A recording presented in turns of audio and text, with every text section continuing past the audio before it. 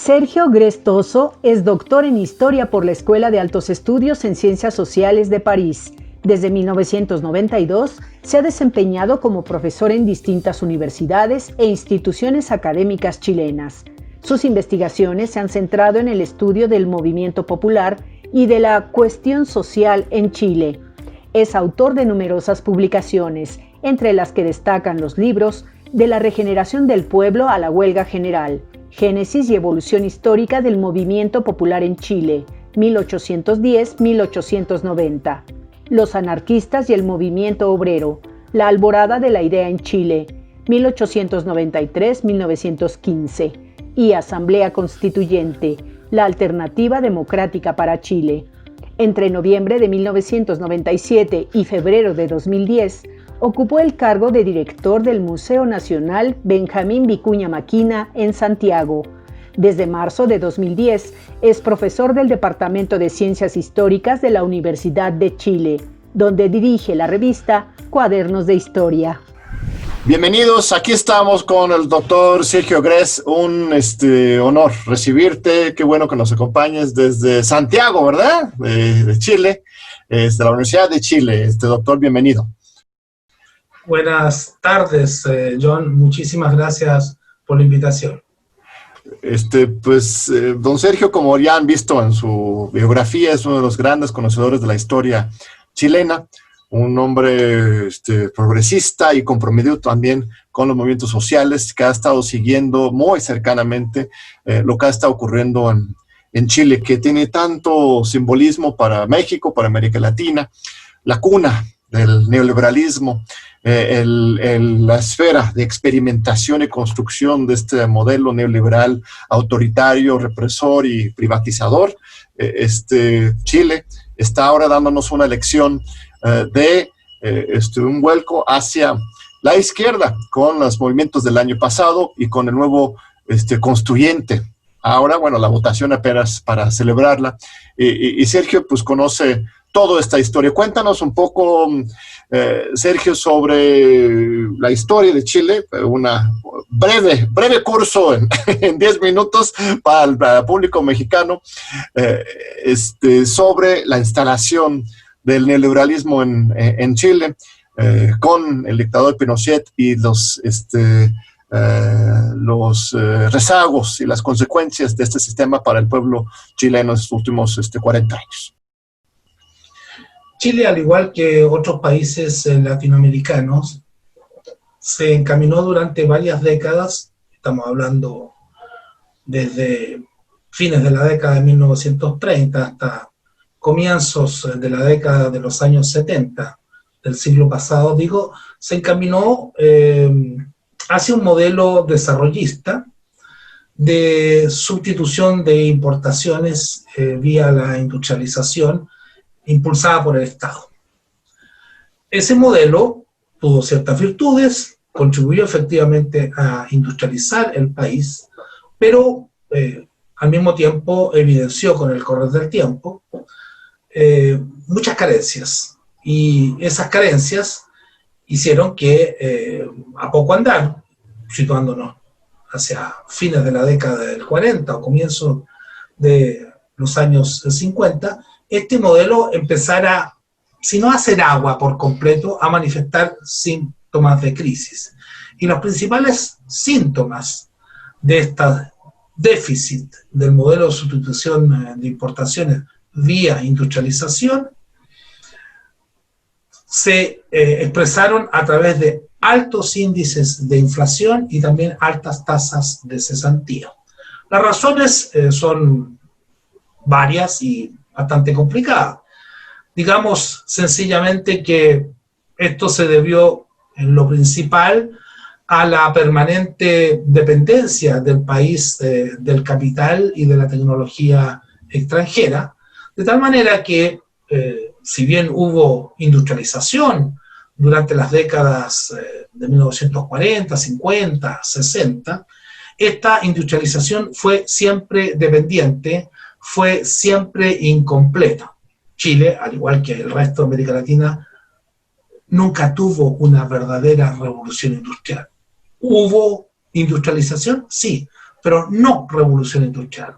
Y la diferencia, bien la sabemos, está en el hecho de que en una verdadera revolución industrial se produce el take-off, claro, en el que utilizan los economistas o los historiadores económicos, el despegue, para designar esa alza en flecha prácticamente vertical de todos los índices de la economía, de todos los sectores de la economía arrastrados en un ciclo virtuoso por la industrialización. Eso nunca. Y la llegada de Allende, entonces, para saltar la historia, llegar lo más rápido al presente, Allende llega justamente para intentar superar esas contradicciones, supongo, y genera otras, ¿no? A ver, cuéntanos. Sí. Allende y la Unidad Popular tienen, por decirlo de alguna manera, la mala suerte de llegar en la fase final de la crisis del modelo de sustitución de importaciones vía de industrialización, donde probablemente no era mucho lo que se podía hacer. De tal manera que el golpe de Estado rubrica una crisis económica, social y política que se arrastraba durante mucho tiempo. A Allende y a la Unidad Popular les toca administrar esta crisis, intentando superarla, evidentemente, pero esto no logra su objetivo por los factores de todos conocidos, que no son solamente factores económicos, sino también factores de tipo político, que van desde el boicot por parte de la derecha y el gran empresariado afectado por la reforma de Allende, hasta la intervención extranjera de las grandes compañías transnacionales expropiadas por el gobierno de la Unidad Popular y, ni más ni menos, eso está ultra probado, la intervención de la CIA y del gobierno norteamericano en los planes golpistas. Entonces, cuando se instaura la dictadura militar, hay una discusión en el seno de las élites gobernantes, de los militares y de sus asesores civiles, que se zanja finalmente a favor de los partidarios de la aplicación a rajatabla del neoliberalismo más extremo. Me estoy refiriendo a los exponentes de la llamada escuela de Chicago, los Chicago Boys. Así es. Que eran jóvenes economistas, la mayoría de ellos de la Universidad Católica de Chile, que habían ido desde la segunda mitad de los años 50 a estudiar a Chicago y que regresaron imbuidos de las enseñanzas de Milton Friedman y de otros apóstoles del neoliberalismo, decididos a aplicar sus recetas en Chile. Y tan decididos estaban que prepararon un plan que está contenido en un libro que es conocido con el nombre del Ladrillo, mucho antes del golpe de Estado. Es decir, esta gente tenía pensado lo que había que hacer en circunstancias que lo permitieran, en circunstancias en las cuales la mayoría de la población no tuviese capacidad de respuesta. Y esas circunstancias las dio la dictadura. Con las sí, no, es fascinante porque en los 70s, con la llegada de Pinochet, incluso Chile se adelanta a los mismos Estados Unidos, porque Reagan y luego Thatcher en Inglaterra llegan después, ¿no? O sea, Chile no solamente es el laboratorio de América Latina, sino del mundo entero con la aplicación de este modelo, ¿no? Hay una consigna profusamente rayada en los muros de Santiago y de otras ciudades, especialmente en los momentos más álgidos de la rebelión popular que se extiende desde octubre del 2019 a la fecha, que dice: el neoliberalismo nació en Chile y morirá en Chile. Así es. Esperemos que sea así. Por el momento, la primera afirmación es indudablemente cierta. El neoliberalismo nació en Chile. ¿Y por qué nació en Chile? No porque hubiese más cabezas pensantes que en otros lados. De hecho, los autores de estas ideas no son chilenos, ¿eh? Son norteamericanos, europeos, sino simplemente porque aquí se dieron las condiciones. Hubo una dictadura que impidió durante una buena cantidad de años toda forma de oposición exitosa, con organizaciones sindicales destruidas, con organizaciones sociales en general, no solo sindicales, perseguidas, atomizadas, prohibidas, sin libertad de prensa, de reunión, de expresión, con los partidos políticos en receso, según la terminología oficial de la Junta Militar. No solo en receso, con los partidos de izquierda siendo perseguidos, puesto que se buscaba aniquilar físicamente a sus militantes, era prácticamente imposible resistir de manera exitosa la implantación de este modelo que comenzó a hacerse hacia mediados de la década de 1970, una vez que las contradicciones en el seno del bloque dominante, del bloque en el poder, de la propia dictadura, se resolvieron a favor de los neoliberales más extremos, puesto que había sectores de derecha dictatoriales que eran más proclives a la mantención con algunos cambios del modelo desarrollista. Implicaba cierta... Y es en ese contexto, perdón te interrumpo, pero sí. No todos conocemos todos los detalles de la historia chilena, sí es importante apuntar detalles específicos para el público internacional, y es justamente en ese contexto, por un lado de un neoliberalismo radical, aplicación a rajatabla de la teoría del mercado a favor de una clase particular chilena, y por otro lado el autoritarismo, la represión, la desaparición forzada, la aniquilación, intento de aniquilación de la izquierda política, que se diseña y se impone la Constitución de 1980. Esa Constitución que hoy ya está sujeto a reforma, transformación, pues renovación absoluta. ¿Cuáles fueron los elementos más importantes que se incluyeron en esa Constitución de 1980 que llevan el sello de su contexto neoliberal? Esta Constitución es un traje a la medida del modelo de economía y de sociedad neoliberales. Porque, ojo, el neoliberalismo no es solamente un modelo económico, es una concepción del hombre, de la sociedad, es una cultura que se desprende de sus elementos económicos y de su discurso político. Pues bien, esta Constitución de 1980, que es la que queremos botar al tacho de la basura de una vez por todas, está hecha a la medida de este modelo neoliberal. ¿Por qué? Porque establece, sin decirlo abiertamente, y esa es una de sus astucias, un carácter subsidiario del Estado. Si uno revisa la Constitución chilena, no va a encontrar la palabra subsidiario. Pero cuando tú dices subsidiario, nada más para definir el concepto, porque eso no quiere decir subsidios, que el gobierno dé subsidios, sino al contrario, que el Estado esté de secundaria, marginal, ¿no? Exactamente. Subsidiario es lo que ocurre o se realiza, para la redundancia, en subsidio de, en defecto de. El Estado subsidiario, que el Estado sea subsidiario, significa que el Estado solo interviene en aquellas áreas económicas y sociales en las cuales el capital privado, las empresas, no están en condiciones de hacerlo o no les interesa hacerlo porque el lucro que puedan obtener de esas actividades no es interesante para ellas. De tal manera de que este tipo de Estado no garantiza efectivamente derechos sociales. No garantiza ni el derecho a la educación, ni a la vivienda, ni a la seguridad social, ni a la salud, etcétera, etcétera.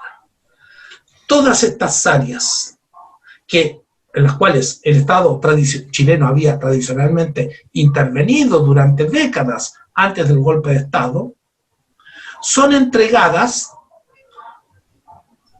a los capitalistas, a las empresas nacionales y transnacionales para que lucren con la educación, con la salud, con la vivienda, con las pensiones.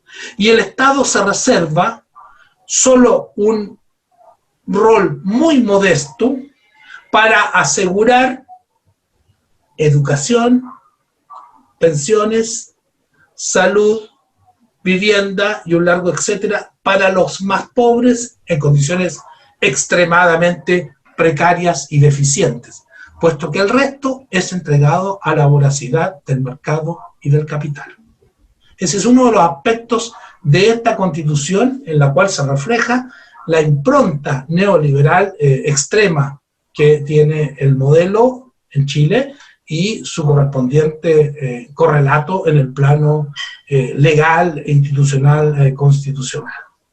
Por otro lado, esta Constitución, y este es otro de los aspectos de la sincronía perfecta con el modelo neoliberal, restringe enormemente las posibilidades de que el Estado asuma, como lo hizo durante décadas, funciones empresariales, ya que establece quórum supramayoritarios muy elevados, que llegan hasta 2/3 de los parlamentarios en ejercicio, para autorizar al Estado a emprender acciones de tipo económico, a crear empresas estatales. Por ejemplo, en las condiciones actuales es prácticamente imposible que el Estado de Chile cree una gran empresa estatal del litio, que es una riqueza mineral de enorme importancia, sobre todo en perspectiva futura, tal como lo hizo este mismo Estado hace décadas con el cobre, a través de la Corporación del Cobre, Codelco, que es la empresa cuprífera más importante del mundo. Eso hoy día, en la práctica, está vedado. El Estado se ata o tiene las manos absolutamente atadas por estas disposiciones constitucionales. Muy importante lo que comentas, Sergio. A ver, perdón, te interrumpí, vas a rematar sobre la son ¿sí? las proyecciones en el plano político o el contrapunto que tiene esto en el plano político, porque junto con... Adelante, sí. Sí, porque está todo ligado, ¿no es cierto? El otro aspecto de esta Constitución, u otro de los aspectos, porque me he referido a una pequeñísima parte, es que el régimen político que consagra no es realmente el de una democracia a la altura de las necesidades del siglo XXI. Aquí no tenemos una democracia participativa, es una pobre democracia representativa que algunas personas hemos caracterizado como restringida, tutelada y de baja intensidad, cuestión sobre la cual podemos volver más adelante. No, es muy importante los dos aspectos, todos los aspectos, y como tú ves el neoliberalismo como un asunto no solamente económico, sino integral, político, cultural, social, y que se institucionaliza con esa Constitución de 1980.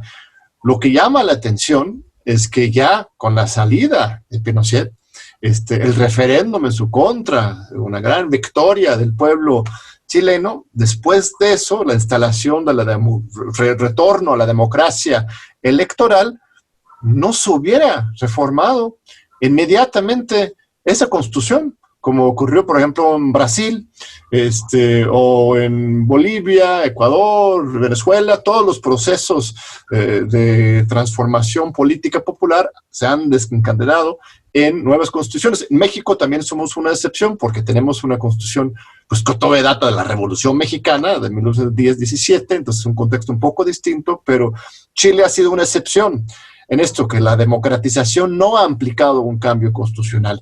Pero me están avisando que vamos a un breve corte y regresamos con este punto, a seguir conversando con el doctor Sergio Grez.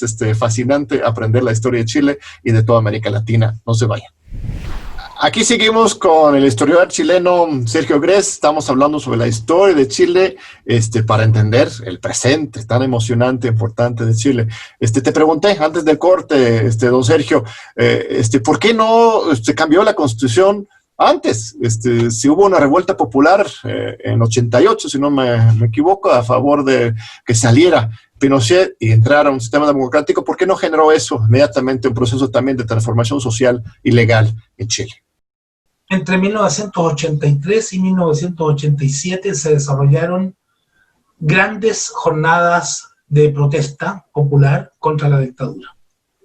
La población salió masivamente a las calles en decenas de oportunidades, con un alto costo en vidas humanas, y esto redundó en una negociación entre las élites dirigentes de la propia dictadura y de la oposición moderada al régimen de Pinochet, con la intervención bajo cuerda de una serie de poderes internacionales, tales como la socialdemocracia, la democracia cristiana, la Iglesia, y no solamente la Iglesia chilena, el Vaticano y hasta el propio gobierno de Estados Unidos, puesto que todas estas fuerzas estaban interesadas en impedir que una rebelión popular derrocase al régimen dictatorial. De tal manera que organizaron una transición negociada a la democracia. La dictadura no fue derrocada. En 1988 se produjo un plebiscito como salida política en el cual se debía dirimir si el gobierno de Pinochet se prolongaba durante una buena cantidad de años más o si en su lugar debían realizarse al año siguiente elecciones presidenciales y parlamentarias, volviendo el régimen democrático a partir del 11 de marzo de 1990. El triunfo del no, que fue apoyado por las fuerzas internacionales que te mencionaba, por sobre la continuidad de Pinochet durante varios años más, que era la opción sí, apoyada por los partidarios acérrimos de Pinochet, dio inicio a esta transición a la democracia. Pero como fue una transición, reitero, negociada entre las élites dictatoriales y las élites de la oposición moderada, las transformaciones que la propia oposición moderada, léase la Concertación de Partidos por la Democracia, le ofreció al pueblo de Chile, no se realizaron íntegramente. De tal manera que se perpetuó la constitución del dictador y se perpetuó el modelo de economía y sociedad neoliberales, perfeccionándolo con reformas que no hicieron sino limar algunos aspectos excesivamente irritantes, asegurar el control social y de esta manera legitimar el mismo modelo. Y esta línea estableció una continuidad entre la obra de la dictadura y la de, aunque parezca curioso, para quienes no están bien enterados de la historia reciente de Chile, una continuidad que incluye a todos los gobiernos postdictatoriales. Entiéndase. Aún los progresistas, ¿no? Aún los progresistas. Patricio Aylwin, demócrata cristiano, Eduardo Frei Ruiz Tagle, demócrata cristiano, pero apoyado por socialistas, radicales y otras fuerzas. Ricardo Lagos, socialista, Michelle Bachelet 1, socialista, Piñera 1, de la derecha clásica, Bachelet 2, socialista, y Piñera 2, nuevamente, de la derecha clásica. Hay una continuidad, si bien hay diferencia entre estos gobiernos, unos, los progresistas, fueron más reformistas que otros, ninguno de ellos puso en entredicho los pilares del modelo neoliberal. Ninguno de ellos, por ejemplo, en términos bien concretos, eliminó las AFP, estas administradoras de fondos de pensiones, que son seguros privados. La privatización del sistema de pensiones en Chile es, para algunos, el modelo, para que la gente sepa, es un modelo que toman en las escuelas de economía en Chicago, en Harvard, que supuestamente esa privatización de las pensiones en Chile es el ejemplo. En México lo copiamos también en México esta idea. Uh-huh. Sí, pero varios países lo han copiado, pero volvieron atrás, ¿no es cierto? Varios países, no solamente latinoamericanos, también europeos. Bueno, el régimen de AFP se mantiene incólume. Lo mismo el régimen de seguros privados de salud, en el fondo, las ISAPRES, ¿no es cierto? Lo mismo la privatización de la educación no solo se ha mantenido, ha aumentado en estos últimos 30 años. ¿En Chile los alumnos pagan cuotas en las universidades públicas? En todas las universidades la educación es pagada. Durante el segundo gobierno de Bachelet, gobierno logró hacer aprobar una ley de, entre comillas, gratuidad de la educación universitaria para un porcentaje de los alumnos provenientes de los estratos más pobres, los cuales reciben una suerte de vouchers o becas con las cuales se pueden presentar, si es que sus puntajes en las pruebas de admisión son suficientes, a cualquier universidad, ya sea pública o privada, y de esa manera sus estudios no van a ser pagados por la familia, sino por el Estado. Reitero, es a un porcentaje de los estudiantes, no a todos los estudiantes. Pero si uno observa bien de qué se trata, se va a dar cuenta de que esta es una, entre comillas, gratuidad neoliberal, la que implantó Bachelet. ¿Por qué? Porque es una gratuidad que le permite al estudiante ir a cualquier universidad, ya sea pública o privada, pero resulta que el 80% aproximadamente de la matrícula universitaria en la actualidad en Chile la ofrecen las universidades privadas.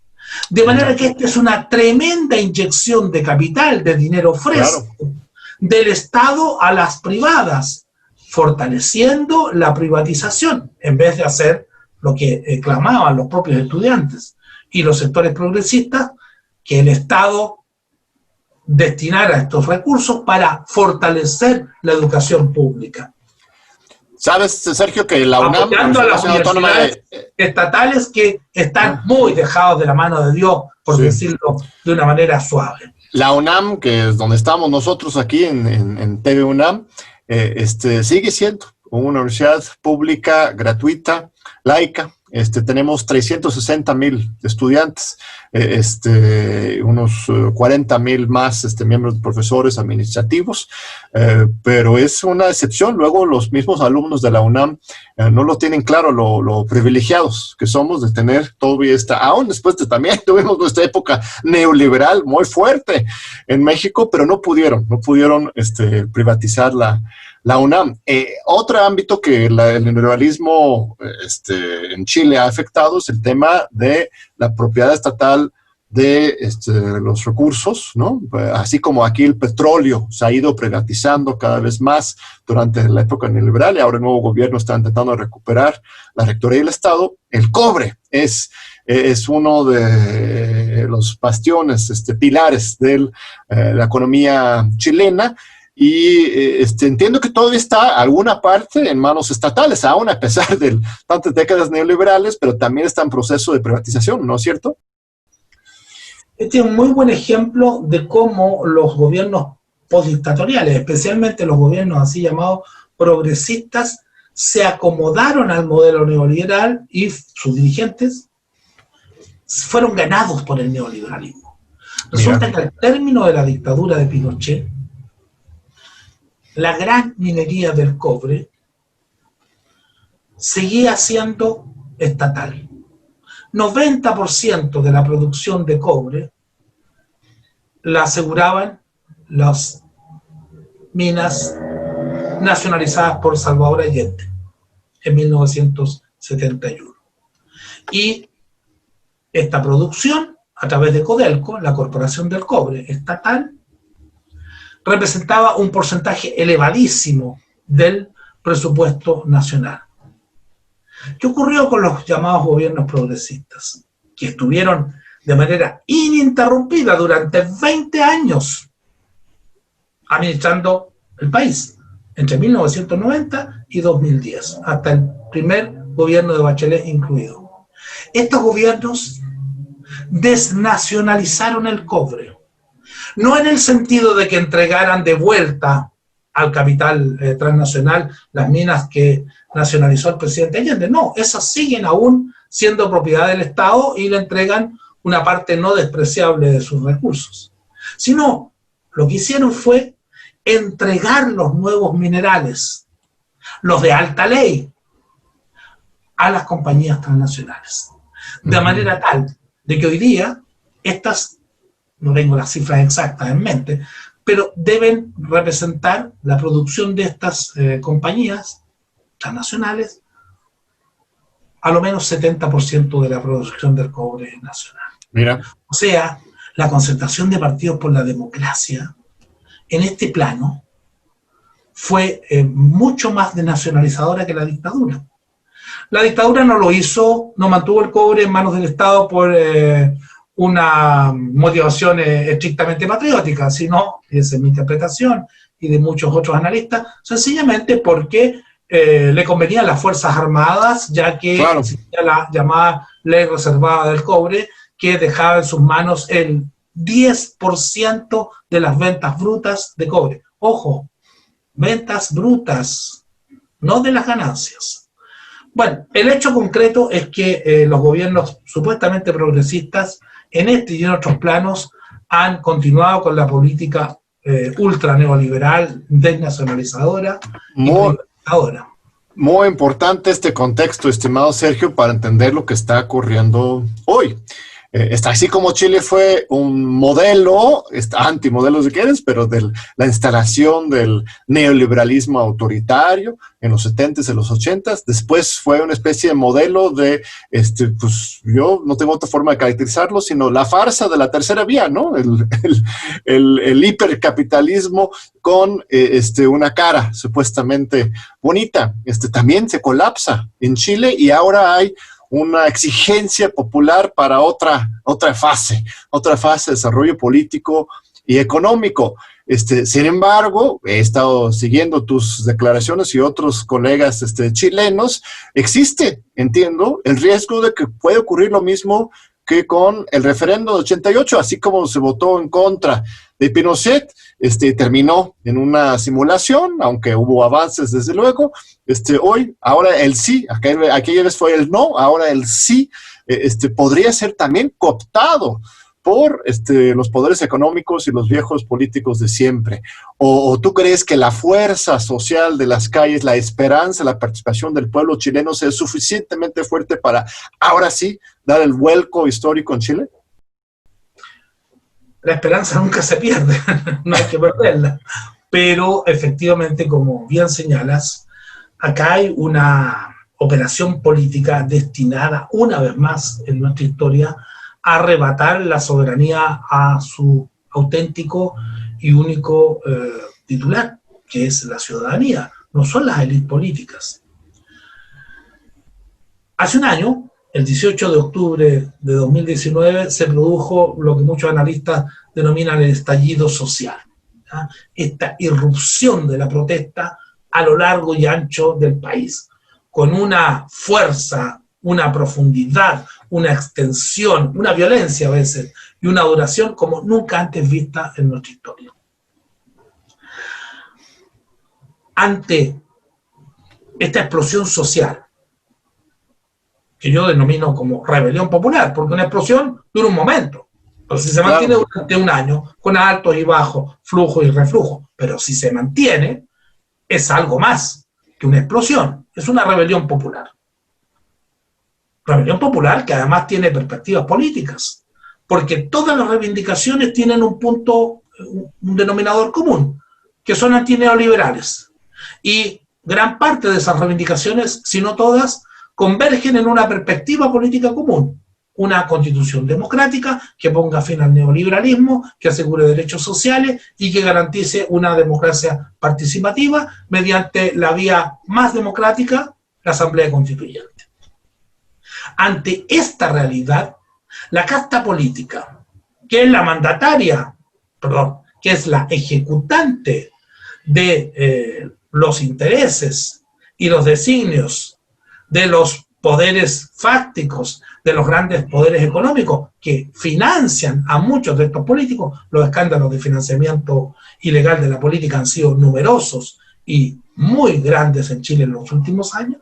Digo, ante esta realidad, reaccionan, se ponen de acuerdo, incluso fuerzas supuestamente de izquierda, y le presentan al país a las 2:30 de la mañana del 15 de noviembre, 3 días después de una exitosa huelga general que paralizó gran parte de la economía nacional, le presentan al país como he dicho tantas veces, entre gallos y medianoche, porque las 2:30 de la mañana. Esto es muy ilustrativo. Aquí le llamamos el madruguete, ¿no? Es Madruguete. El mismo concepto. Bueno, este es el madruguete a la chilena, ¿ya? Así Un es. itinerario constituyente o constitucional que significa en la práctica canalizar esta tremenda energía social contestataria por una vía que pretende ser inocua para los grandes intereses que están siendo puestos en entredicho por la población. Puesto que se establece un itinerario constituyente en el cual, y esto se fue refrendado por una reforma constitucional el 24 de diciembre del 2019 por la mayoría de los partidos representados en el Parlamento, se pretende limitar al poder constituyente originario, que reside única y exclusivamente en la ciudadanía, para que éste no se exprese de manera libre y soberana. Y se lo pretende limitar fundamentalmente a través de dos mecanismos establecidos en la reforma constitucional y que norman el proceso constituyente. A ver, cuéntanos. El primero y más grave, aunque la gravedad del otro no, tanto, no es muy menor en relación con este, es que se le establece al futuro organismo constitucional, que ahora ya sabemos va a ser la Convención Constitucional y no la Convención Mixta, un quórum de 2/3 de sus integrantes para aprobar cualquier moción. Este quórum supramayoritario es un quórum antidemocrático. Contramayoritario, porque la regla democrática es la regla de la mayoría absoluta, 50% más 1. Eso significa que vamos a seguir viviendo en la misma lógica en que ha estado encerrada la política chilena desde hace 30 años, porque esto viene de la constitución del dictador.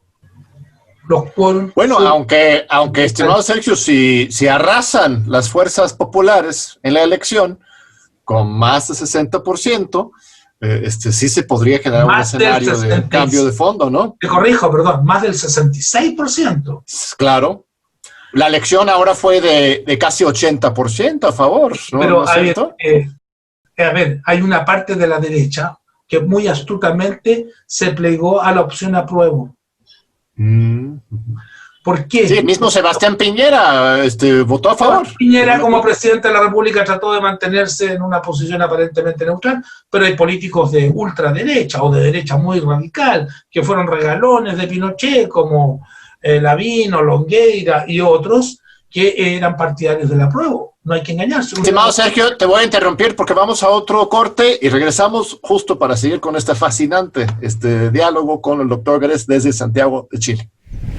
Aquí seguimos con el maestro Gress desde Chile, un historiador muy conocedor de la política, la economía, la sociedad chilena. Estamos hablando ya sobre el constituyente y este intento de cooptar al constituyente, al proceso de exigencia más bien de cambio social para los mismos de siempre.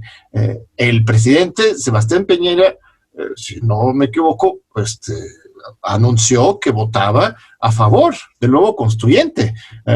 ¿No es cierto, estimado Sergio? No, nunca lo anunció así claramente. Okay. Trató de mantener una posición neutra. Es difícil saber cuál fue verdaderamente su voto, pero lo importante acá, John, no es el voto de Piñera solamente. Lo que recalcaba antes del corte es que una parte, no mayoritaria, pero no despreciable de la derecha, de los políticos de derecha, Lavín, Longueira, Carla Rubilar, el propio ministro de Defensa, Desbordes, fueron públicamente partidarios del apruebo, es decir, dotar a Chile de una nueva constitución, porque estos políticos entienden perfectamente de que hay ansias de cambio, ¿ya? Y que es inútil, y así lo demostró el plebiscito del 25 de octubre, oponerse de manera frontal, y que por tanto es mejor dar el brazo a torcer en ese sentido, pero luego amparándose en el quórum supramayoritario de 2/3, oponer un dique contrario a las transformaciones sustantivas, irremontable en la Convención Constitucional. Porque hay que recordar que la derecha durante estos 30 años siempre ha tenido más de 1/3 del electorado. Claro. No hay que engañarse, no hay que sacar cuentas muy alegres. Se dice casi 79% del electorado votó a prueba.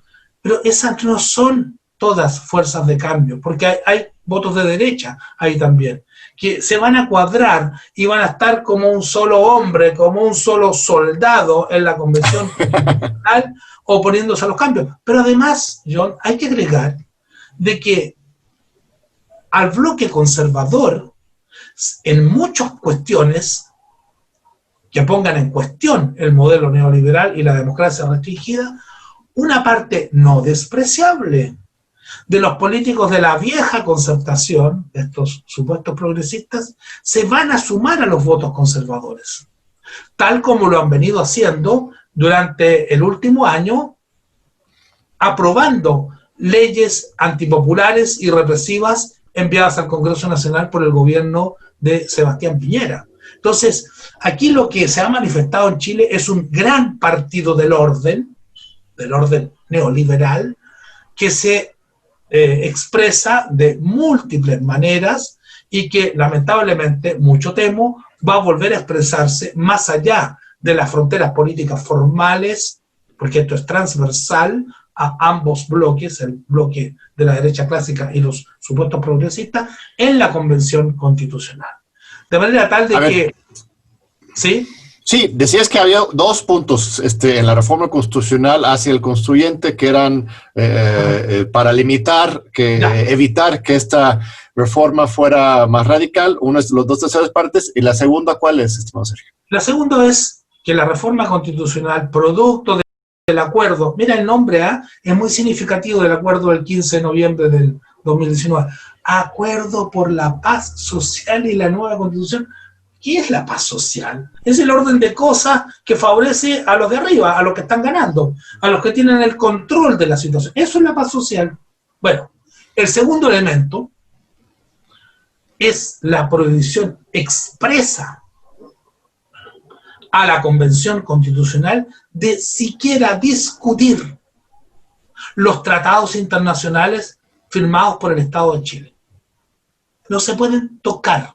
Es terreno vedado, pues, absolutamente. Terreno vedado de manera explícita, lo que significa que ninguno de los centenares de tratados internacionales firmados por Chile, entre ellos una treintena de tratados de libre comercio, tratados económicos, pueden ser puestos en entredicho. Y estos tratados no son anodinos, son tratados que amarran a la República de Chile, a su Estado, a sus instituciones, a su sociedad, al modelo neoliberal internacional. Imagina, por ejemplo, para que los televidentes lo entiendan mejor, que se está tratando de introducir una disposición en la nueva Constitución que establezca, de algún modo, no te puedo decir la fórmula precisa en estos momentos, pero que establezca que en Chile el Estado y no los privados van a ser quienes aseguren a la población un sistema de pensiones solidario y de reparto, que es la propuesta de los movimientos sociales. Los afectados, estas empresas con fines de lucro, denominadas administradoras de fondos de pensiones, AFP, controladas en su mayoría por capitales transnacionales, especialmente norteamericanos, van a poner el grito en el cielo, pues. ¿Por qué? Porque los tratados de libre comercio de Chile les garantizan sus inversiones en esta área, en este país, y así sucesivamente. Entonces, todo está hecho por la casta política parlamentaria que nos impuso estas características del proceso constituyente para que la Convención Constitucional no sea libre y soberana, no pueda rediseñar de acuerdo con la voluntad mayoritaria las instituciones políticas y el modelo de sociedad que, a lo menos de manera implícita, una constitución está estableciendo y garantizando. Bueno, un punto de, a ver, vamos a dialogar sobre esto porque lo que veo es que también hubo una segunda pregunta en el plebiscito a favor de la Constitución, que ganó, no solamente ganó la Constituyente, sino también ganó que la Constituyente fuera 100% electo, si no me equivoco, porque había una propuesta ahí de que pudiera ser una Constituyente mixta con algunos de los representantes ya legisladores como parte de, pero se quedó el acuerdo también por 70-80% de la votación de que esto fuera un Constituyente técnicamente libre y soberana con la elección de todos sus miembros por la sociedad chilena. Eso es una cosa a favor, ¿no? Y el otro es, pues, el ejemplo de la Revolución Francesa, ¿no? El rey tampoco quiso revolución cuando convocó a los Estados Generales, pero la Asamblea se declaró soberano y adelante. Hay esa posibilidad de que la misma Constituyente nueva de Chile rebase el marco por lo cual está diseñado por estas élites. Es nuestra esperanza y es mi apuesta personal. Habían dos alternativas en el plebiscito del 25 de octubre. Habían dos votos en realidad. El primero, ¿quiere usted una nueva constitución para Chile? ¿Sí o no? ¿Aprueba? Apruebo. Eso ganó por 78, y tanto %. O sea, una verdadera paliza electoral. ¿Quién quiere usted que redacte la nueva constitución? Una convención mixta, esto es, compuesta por mitades, por parlamentarios designados por los parlamentarios y por ciudadanos electos por la ciudadanía. Fíjate que la opción convención constitucional, es decir, un organismo 100% electo por los ciudadanos y ciudadanas, arrasó, sacó un porcentaje electoral levemente superior al apruebo, lo que te está reflejando el nivel de rechazo de la población a los parlamentarios, al Congreso Nacional y a otras instituciones del Estado. Claro. Pues bien, el hecho de que sea la Convención Constitucional un organismo electo 100% por nosotros, los ciudadanos y ciudadanas, no hace que este organismo sea un organismo libre y soberano, por las restricciones que le puso la reforma constitucional de diciembre del año 2019, porque hay un quórum de 2/3 y porque hay temas que son tabú. ¿Ya? Algunos piensan que sí, bueno, hay que obtener los 2/3 y superarlo. Ojalá, pero yo creo que eso es inalcanzable, porque además hay mayorías que son ficticias, que se disuelven apenas se conquistan, porque no es posible, a mi entender, contar como votos efectivamente transformadores a sectores que, reitero, los hemos visto confluir con los sectores más conservadores cuando Piñera ha mandado proyectos de ley antipopulares y ultra represivos al Congreso Nacional en el último año. Por ende, pienso que la alternativa más viable, aun cuando también es difícil de implementarla, sería que con una mayoría absoluta de constituyentes efectivamente transformadores, esta mayoría declarara o declare al organismo constitucional, a la convención, como libre y soberana. Claro. Y que además introduzca una figura que no está contemplada en la reforma constitucional, y ahí va a tener que dar una batalla política, porque es una especie de tierra de nadie, que al parecer no fue previsto por los cocineros, como se le dice en Chile, del acuerdo, que cocinaron esto, porque todo esto se hizo rápidamente para responder a la explosión popular, a la huelga general que se había desarrollado 2 días antes. Digo, introducir un mecanismo que no está previsto, un dispositivo, el plebiscito intermedio. Plebiscito ciudadano. en todos aquellos puntos, esa es nuestra propuesta, que no se alcance el quórum de 2/3, no dirimen los constituyentes, puesto que esto no pueden hacerlo, sino la ciudadanía, en un plebiscito en el cual se le pregunta por todos los puntos en los cuales no se alcanzó el quórum de los 2/3. De esa manera, la ciudadanía en todo momento sigue siendo el titular de la soberanía. Y de esta manera podemos, utilizando un término en inglés, pero castellanizado, bypasearnos.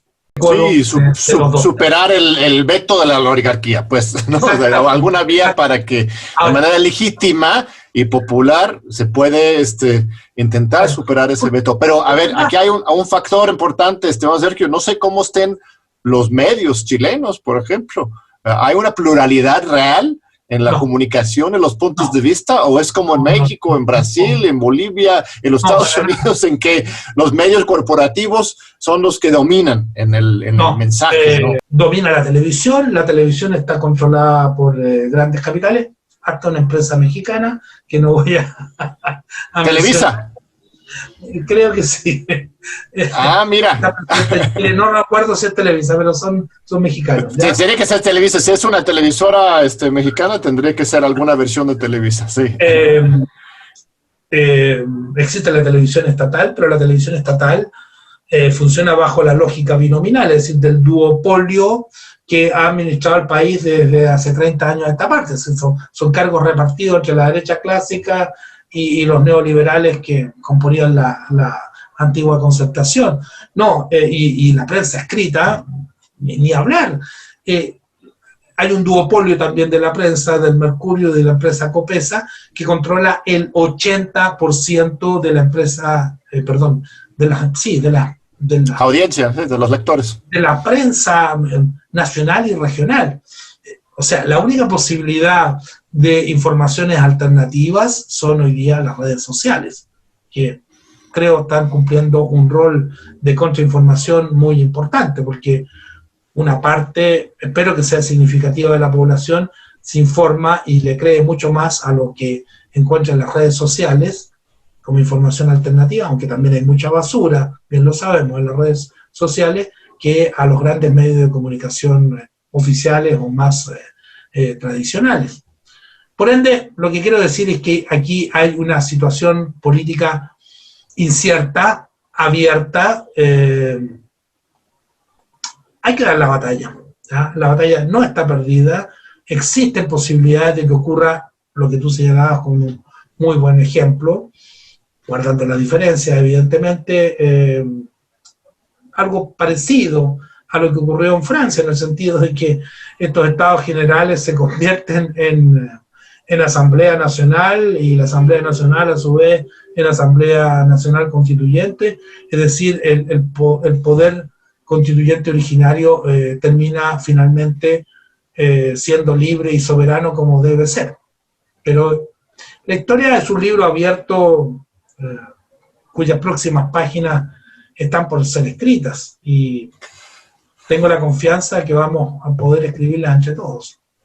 Sí, y mientras, por el momento, una gran alegría. Las escenas de Chile desde hace un año, los jóvenes ahí brincando, los torniquetes. Nosotros también tuvimos un movimiento en contra de alza del metro muy importante, en que de hecho un servidor participó. Todavía circulan por las redes fotos de yo ahí con saco y corbata brincando torniquetes en diciembre de 2013, ¿será? Justo en el contexto de la reforma petrolera en México. Esas escenas de los jóvenes tomando el metro en Chile, la huelga general, la celebración de la victoria del sí en este constituyente, es muy emocionante para todos, ¿no? La alegría del pueblo en las calles, y en este contexto de pandemia es algo espectacular. No hubo miedo a salir a votar o a las marchas. Este contexto del COVID, ¿cómo ha impactado esto a la política en Chile, la pandemia? Tenemos todavía un par de minutos.